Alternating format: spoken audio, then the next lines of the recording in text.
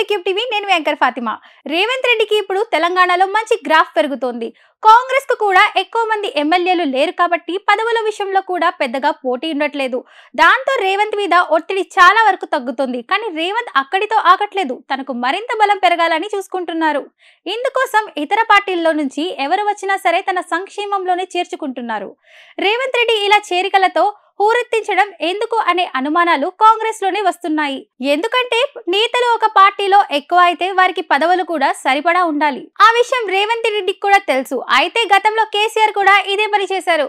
కాంగ్రెస్ నుంచి ఎంత మంది వచ్చినా సరే చేర్చుకున్నారు. కారు లోడ్ అవుతున్నా సరే ఎంత మంది వస్తే అంత మందిని కూర్చొని చివరకు వారిలో అందరికీ పదవులు ఇవ్వలేక ఎమ్మెల్యే ఎంపీ టికెట్ల విషయంలో తీవ్ర పోటీ నెలకొని చివరకు గులాబీ బాస్ మీదనే సొంత పార్టీ నేతల్లో వ్యతిరేకతను దారితీసింది.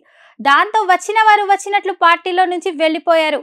వెళ్లిన ప్రతి ఒక్కరు కూడా కేసీఆర్ ను తిట్టిన తిట్టు తిట్టకుండా తిట్టి మరీ వెళ్లిపోయారు. ఒక పార్టీలకు నేతలు వస్తే గ్రాఫ్ పెరగడం దేవుడెరుగు. కానీ అదే పార్టీలో నుంచి నేతలు వెళ్ళిపోతుంటే మాత్రం ఖచ్చితంగా ఆ పార్టీ గ్రాఫ్ పడిపోవటం స్టార్ట్ అవుతుంది.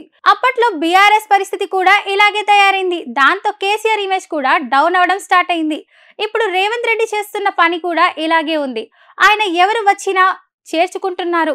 కానీ రేపు కొత్తగా వస్తున్న నేతల వల్ల పాత నేతల్లో అసంతృప్తి నెలకొంటే మాత్రం పార్టీలోనే కుమ్ములాటలు స్టార్ట్ అవుతాయి.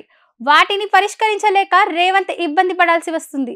కానీ ఇలా అనవసర చేరికలతో పార్టీలో కుమ్ములాటలు మొదలై చివరకు పార్టీని వీడి వెళ్లిపోయే పరిస్థితి తెచ్చుకోవద్దని రాజకీయ నిపుణులు రేవంత్ కు వివరిస్తున్నారు. మరి రేవంత్ మరింత మందిని చేర్చుకుంటారా లేదా అనేది మాత్రం వేచి చూడాల్సిందే.